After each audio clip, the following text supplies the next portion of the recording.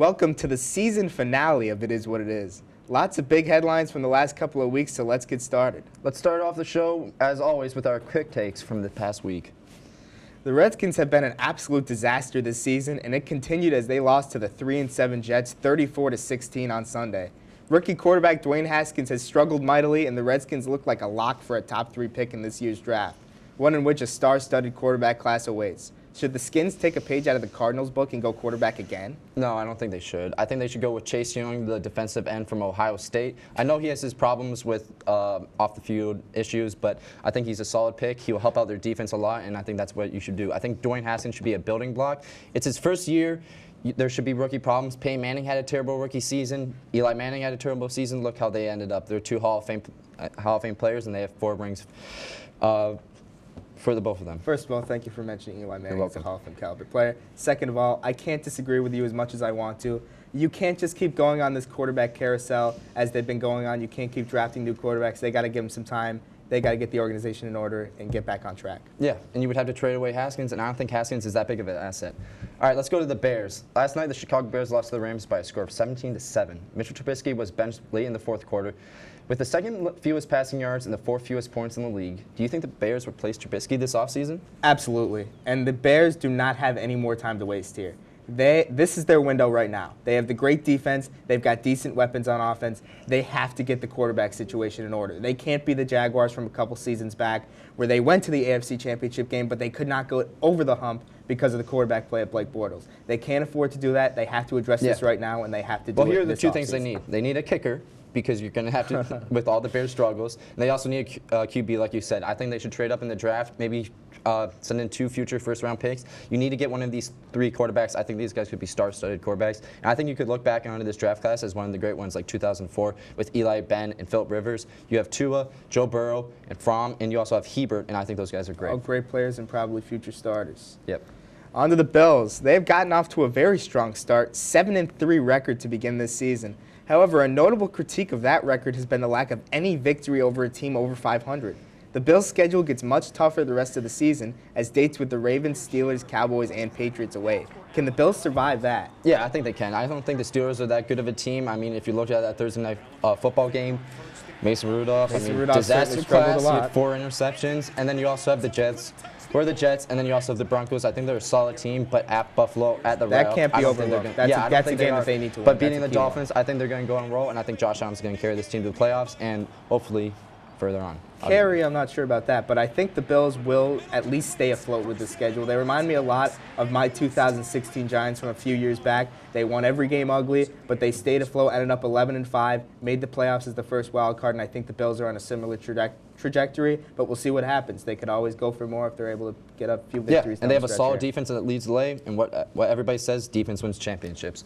All right, let's go to the Browns. With 8 seconds left in Thursday's night game between the Steelers and Browns, Browns defensive end Myles Garrett and Steelers quarterback Mason Rudolph got into a physical altercation, ending with Garrett hitting Rudolph in the head with his own helmet. The NFL announced on Friday that Garrett would be suspended indefinitely for at least the rest of the season, and Rudolph just getting a fine. Should Rudolph been suspended? Absolutely not. Should not have been suspended for this one. Myles Garrett went over the line here, and Mason Rudolph did not. I think it's clear as that. You can argue that Mason Rudolph started the argument for sure. You can certainly make an argument for that he started the fight. However, there's a line that you can cross in the sport, and there's a line that you can't cross in the sport. Garrett crossed it. Mason Rudolph did not, and I think it's simple as that. Well, here's the thing. If you was watching that video, Mason Rudolph, he's like acting all tough, and then when he gets hit, I mean, like he goes like this in the press conference. He's like, well, he was probably just frustrated based on the way the game went. Okay, but then you don't. If you think you're gonna go attack a guy, verbally attack a guy. Who said he verbally attacked a guy? I mean, he was just screaming in his face in the video. Did you watch the game? Who said that? All he did was. Okay, so he was just going up to him. He didn't say anything. Well, we'll leave it right there. That'll do it for the quick takes for this episode. Stay tuned after the break for the meat and potatoes of the show.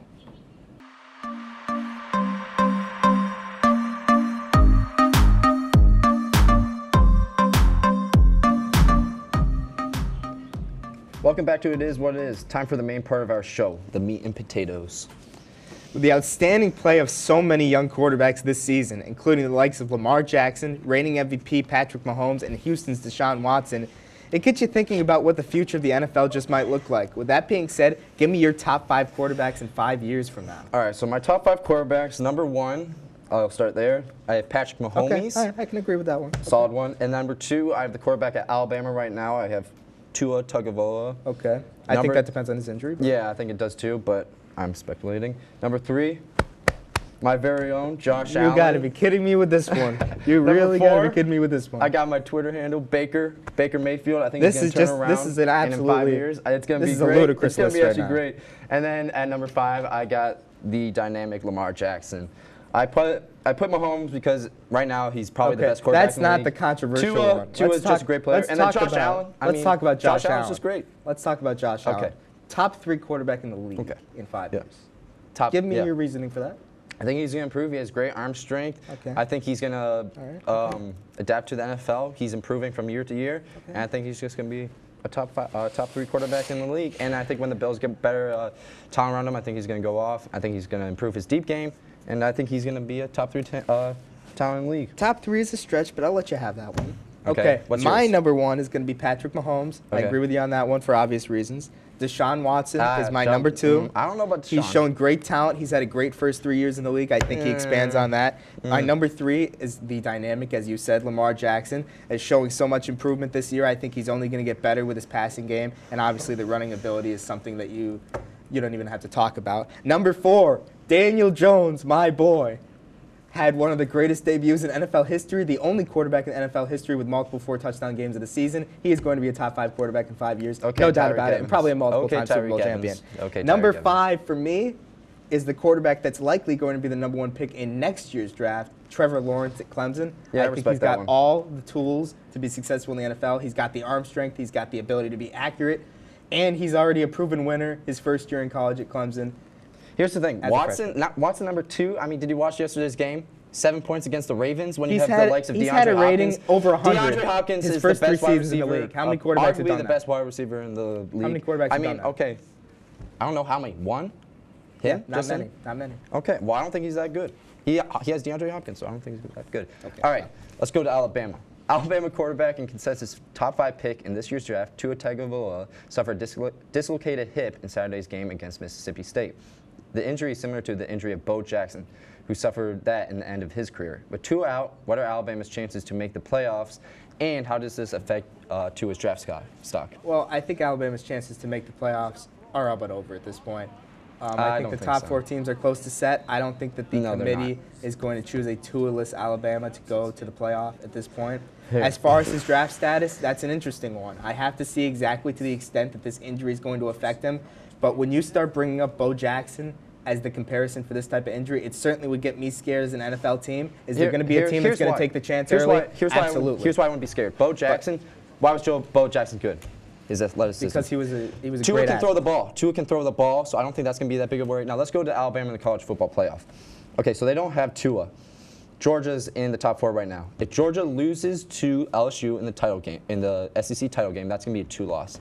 If Alabama goes into Auburn, yeah, but that's losing to the number 1 team. Let me just say this: if Alabama goes into Auburn and beats them, they end with 1 loss to LSU, who's the best team in the nation. And I don't think that's going to happen without Tua. Okay, but if they do that, and I think they can. Auburn looked terrible against who they almost come back. They almost came back. Yeah, they almost came back, but they should have won. That quarterback can't throw the ball. I think. So you're telling me if they beat Auburn that's going to enhance their resume? Yes. So, but you're saying that Auburn didn't look good. Yeah, but it's still a good game. I don't think Auburn's good, but with the community's eyes, they're 12th ranked in the nation. And here's the thing: so who deserves to be more in it? Georgia with 2 losses or Alabama with 1 loss? I would say Georgia's schedule. How's Georgia's schedule better? And the fact that they have their starting quarterback would help. Carmelo Anthony, my favorite player and one of the greatest players of all time, signed with the Portland Trail Blazers this week after being absent from the league for over a year. I know how I feel about this. Let's hear your opinion.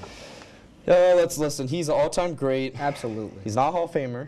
I mean, that's just ridiculous. But he's not a Hall of Famer, but I think he might help the Blazers. They might be able to make the playoffs with him. I don't think you're going to see anything spectacular. I think maybe you might puts see up a couple 12 points of a game. things. Might last the All-Star game, but it's Melo. He's kind of washed up. How old is he? 35. He's not LeBron James. He's not Vince Carter.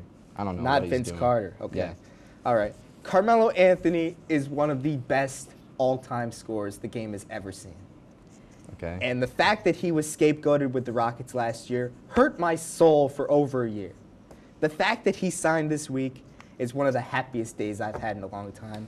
Carmelo Anthony is going to be out to prove everybody wrong. He's going to be out to prove that he isn't done, and his career is going to last another 5 years, and he's going to be an NBA champion. He's going to be 5 an years? integral part. No, he's going to be an integral part to this Portland Trailblazers team. I wasn't listening to your first part. Maybe even an all-star. Who knows? Here's well, you're wrong. 5 years? No, he's probably not going to be in the last maybe 2 years. He's probably going to retire next year. And number one, NBA champion. Okay, so you think he's going to go to 40? You think he's going to last in 40? Yeah. Okay, and this NBA man champion, can score until he's 80. Do you think the Trailblazers are going to win championship with I didn't say he's going to get the championship this year. I didn't say he's going to get the championship this year. Okay. So maybe he's probably going to have to join up with I said he's got time left. Because the Lakers are going to go with the three-peat. We can talk about that some later time. Excuse me? And then you also have the, Yeah, okay. Yeah, all right. I'm sure about that one. Let's go to the Patriots and Tom Brady. Through his Patriots, his Patriots moved to the league best 9-1. Win over the Eagles on Sunday, Tom Brady didn't throw a touchdown pass and failed to record a passer rating over 100 for a fifth consecutive week, throwing only 4 touchdowns and 3 interceptions over this span. How many years does Brady have left? I think he's going to try to have a lot of years left. I don't think that he's got that many left in him. I've been saying this for a long time. The offense, yes, I have, first of all. The offense that the Patriots run hide a lot of Tom Brady's decline. If you watch the plays that they run, it's a lot of swing passes, it's a lot of quick little 3-step drops, and that's the way that the Patriots are run. Rarely do you see Brady do a 5-step drop and throw a bullet over the middle anymore. You don't see it very often because he just can't perform at the level that he did like he did when he was younger. And like I said, the system is great, so they're able to hide him. But he's definitely not been the same quarterback for a couple of years. Good enough to win, but not the same. If the Patriots win a Super Bowl this year, I think he should retire on the spot. I don't think he's good enough anymore. He's missing throws, like we saw against the Eagles. And the Eagles have one of the worst secondaries in football. He missed a ton of throws yesterday. They have one of the worst secondaries in football. So I think if you can't do that, it's your time to let it go. And here's another thing. This draft class right now, they're stacked. And there's a guy, Jake Fromm. He might be sliding down the leaderboard. He sneaks into the back half of the draft. I think they can do that. And you can always just find some random person. They seem like they can make the backup into the next superstar talented player. Brady is simply not the same player. You can see it yesterday. He missed so many throws. He overthrew people. He underthrew people. Well, he couldn't complete screen passes. Even if you saw the Super Bowl game, the Rams don't have that great of a defense. Like, they're solid, but their secondary is not that good. It was what? 13. He had his moments in the playoffs last year. I'll give him that. He comes up when he needs to, but he's not. And I don't think he's got nearly as much time left as he thinks he might have. Yeah, and I think the GOAT should just hang it up for one last time. I'm not sure he's the GOAT, but that'll do it for the meat and potatoes from our show. We'll be right back with our biggest winners and losers.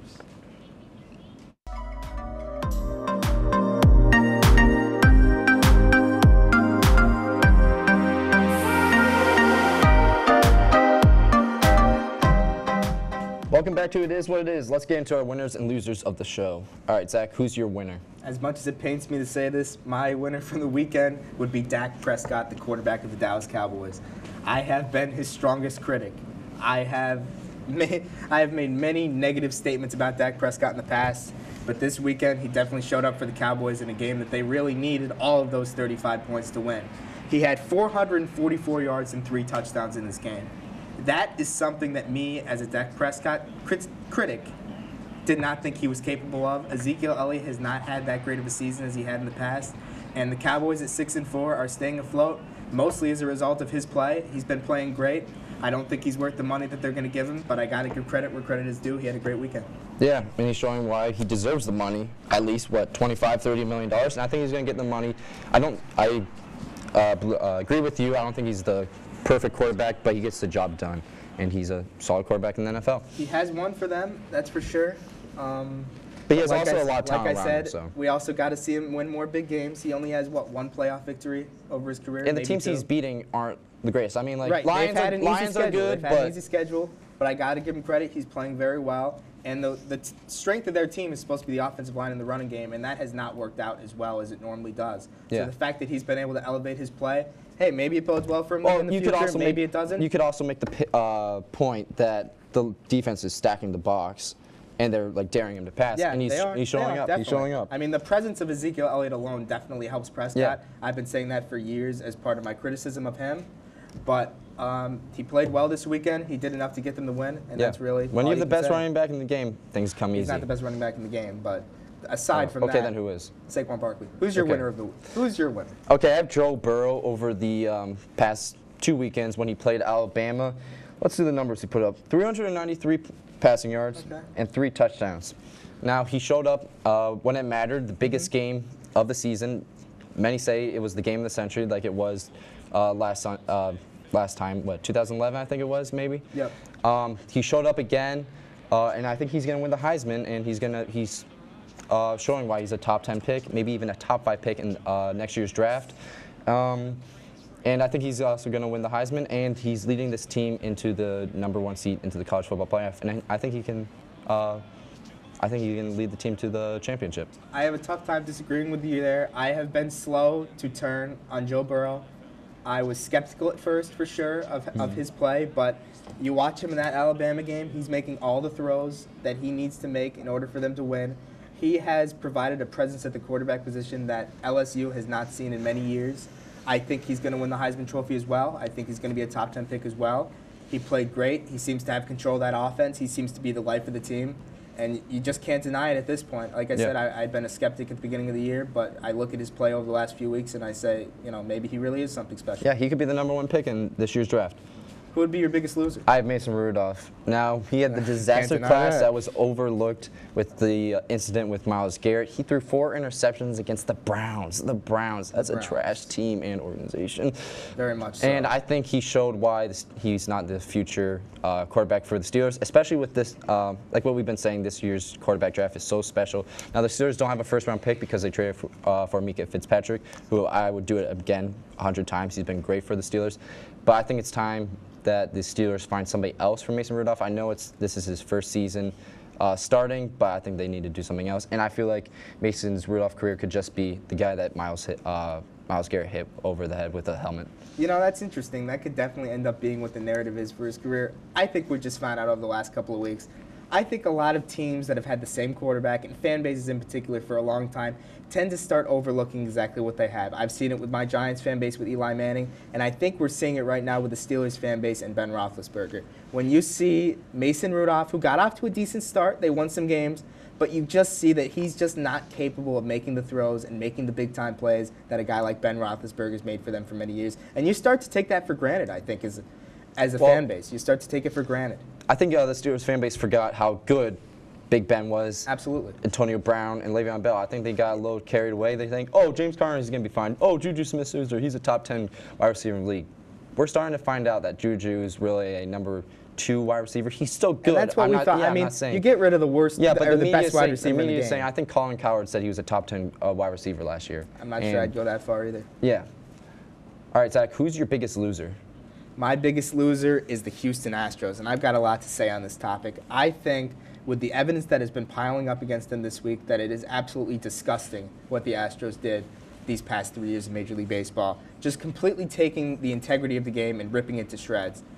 The fact that they're doing this in such an obvious manner, and there are pictures that came out yesterday of the whole setup that happened with them cheating and taking the signs. They had a monitor set up, they had a garbage can set up, they had a towel over the whole operation so you couldn't see exactly what's going on. I think it's disgusting. I think as big a penalty as they can have, they need to have. Do you think the World Series should be stripped?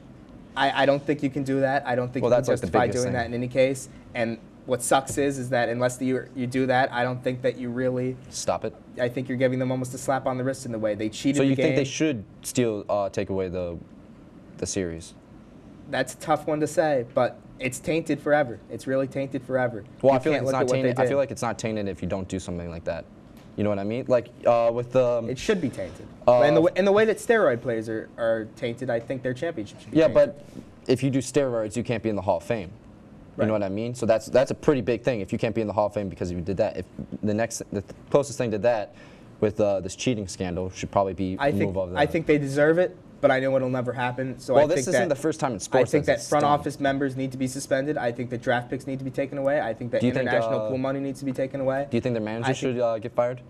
Fired? No. Suspended? Absolutely, because there's no doubt that he knew that this was going on, and there needs to be a punishment for him, and he needs to be held accountable for this. Stay tuned for the final segment of our show for this season, where we give our games of the week and our biggest takeaways of the past week.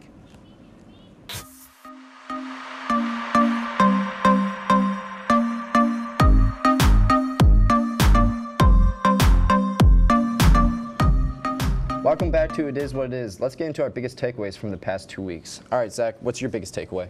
Panthers fans, pump the brakes on Kyle Allen.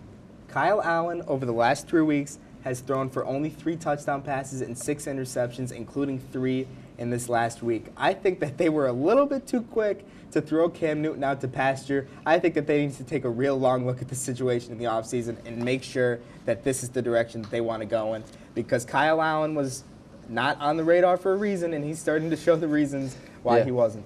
Like we said over this past show, well, the quarterback draft is pretty good this year. Pretty good. So if you still want to part ways with Cam Newton, you can still always go back to this draft. And I think Kyle Allen actually has some talent. I mean, he definitely has some talent. He showed it in the past. But these last 3 weeks, I mean, could the league be starting to figure him out? Yeah, I think so. And I think you might be able to have Cam play one more season and then have Kyle Allen start again. You know what I mean? Or maybe just go with him like one more season, and if things are having like problems, and then draft a quarterback or do what you can, maybe trade for one. But here's the thing: you have Christian McCaffrey, and you don't want to waste his prime, and you also have Luke Kuechly on the defense, who's getting up to their age. So that's a good defense, and I don't think you want to waste Luke Kuechly's prime either. You've got a really tough decision, because they have to figure out, is Cam Newton struggles simply because of his injuries? Because he wasn't playing very well even after he was he was out this season. But here's the thing, though: you have to realize that who's Cam Newton's best target or like receiver all the time? They don't have a lot of. Greg Olsen. He has never had like a player like Rob Gronkowski, Josh Gordon. I mean, like Julian Edelman. He's kind of a product of the own system, but he's still a solid wide receiver, and he's a Super Bowl MVP. What's your biggest takeaway? Yeah, I have Colin Kaepernick. I don't think he's going to be signed after this whole fiasco over the past week and moving the meeting 30 minutes before the workout. I agree. To a location that's 50 minutes away. That's just a bad move in general. If you're trying to be hired by an employer, why would you do that? It just doesn't make sense. And you're digging yourself into a bigger hole than you already are when you already have skeptics out there. It looks like this is just a publicity stunt, and you just only care about the media Whether attention. It's right or wrong, when you're in the situation that he's in right now and you're trying to get back in the NFL, I think you got to play by their rules as much as he doesn't want to and as much as he may feel wronged, and rightfully so. I think that he had an opportunity to work out from 25 teams in a structured way, and I think that he blew that opportunity with what he did. And it really sucks, because I would have liked to see what he could have provided. He was a great talent in the NFL when he played, and I think the fact that the NFL gave him a chance and he just totally ignored it, and then he says to the owners, "Oh yeah, tell that to your owners." Do you think you're going to be signed by doing that? I agree. What would be your game of the week for this week? I got the Clippers versus the Celtics. I think you have the number 1 seed in the East, and then you have what some people say is the favorite for the title. I don't think so. Some of those people, including myself. I think it would be a great game. Hopefully, Kawhi plays. I mean, for some reason, he doesn't like doing that. I think he will. So, what's your game of the week? My game of the week is Patriots-Cowboys. You got the NFC East Division leader. You have maybe the best team in football, the team with the best record in football. Tom Brady, 42 years old, versus Dak Prescott, who's been playing very good football. I think it's going to be a great game, and this just seems like one of those games in that time slot that you look forward to, and that's why you watch football. Yeah. You always watch the Cowboys at 4 o'clock because they're always on. I always watch and this the will be a Cowboys at great 4 chance for Dak to show why he deserves that $30 million. I don't think he Well, yeah, I don't think he deserves it, but if he has a great opportunity. Yeah, if he has a great game. That's all we have for this week's It Is What It Is. I'm Zach. And I'm Peter. Thanks for watching the show this semester. Have a great night, everyone.